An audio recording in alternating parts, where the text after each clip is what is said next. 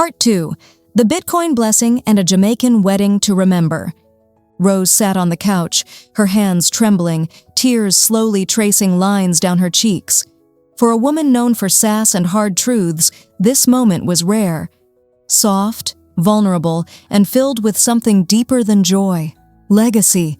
Memories of she and Charles on vacation just before he passed away flashed through her mind.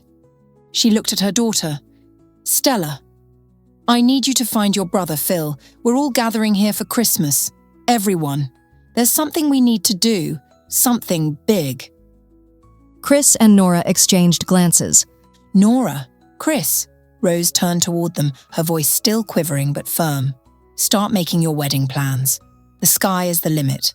Whatever you want, you get it. Chris's eyes widen. Wait, seriously? Rose nodded. Yes. And one more thing. Chris, I want you to be my cryptocurrency advisor. Chris blinked. Wait. Me? Yes, you. You're like Charles. You believed in Bitcoin before I did. I want you to help guide how we use it for our family's future. Chris nearly exploded with happiness. Rose had never even trusted him to carry groceries alone, and now she was making him family CFO. 10 days later, Christmas Day. The house was transformed.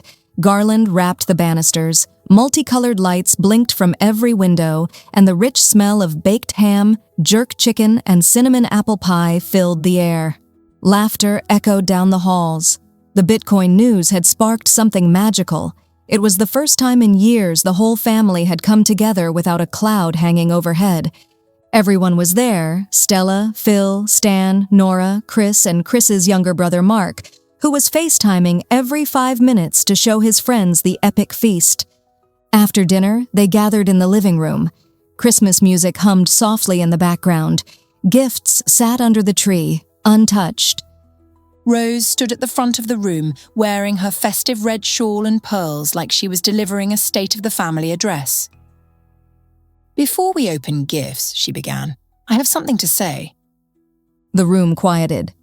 I've been blessed. We've been blessed. And now I want to bless all of you. Chris, she smiled. Now officially my new grandson-in-law to be, and our family Bitcoin advisor. Chris blushed hard. Nora and Chris will be married in 2 weeks in Jamaica. Destination wedding. I've already discussed it with Nora and Stella, and we all agreed. It's time we celebrated like royalty. Phil choked on his rum punch. Wait, Jamaica? Yes, Jamaica. And don't worry, we're flying everyone down, first class. Don't get spoiled. Rose turned to Phil again. Phil, this house is yours. Paid off. You always loved it, so now it's yours. Phil blinked. Seriously? But, Rose continued, you'll also be receiving $1,000 a month, and that's all for now. You know why. Phil nodded, tears forming in his eyes. I do. I know I'm not ready. My gambling, drinking, I've made a mess. But this house means everything. Thank you, Mom. She squeezed his hand.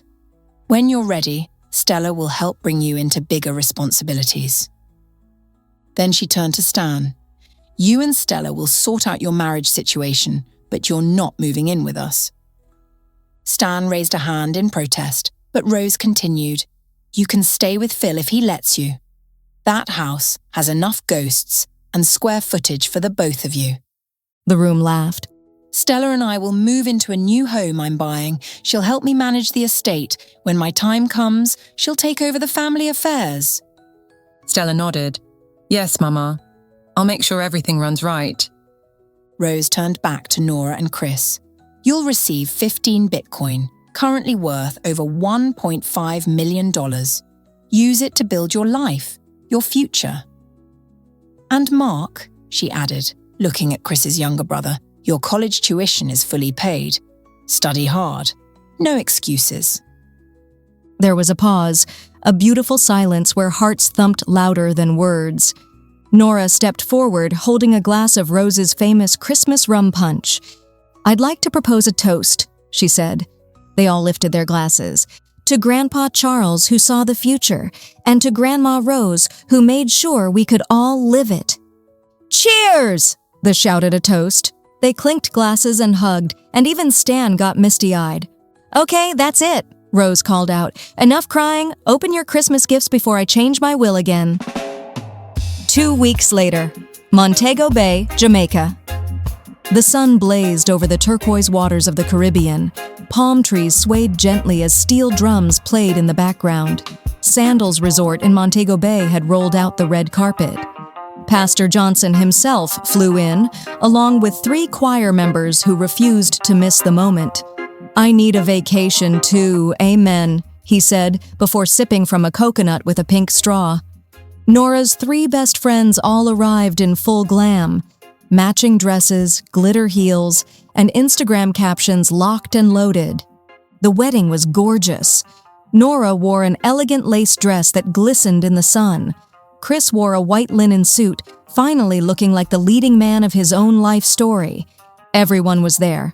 Stella in her royal blue gown, Phil with a clean haircut and not a rum bottle in sight. Even Stan, who somehow managed to behave himself the whole time. He and Stella were dancing together most of the night. Mark gave a sweet speech that made the entire room cry.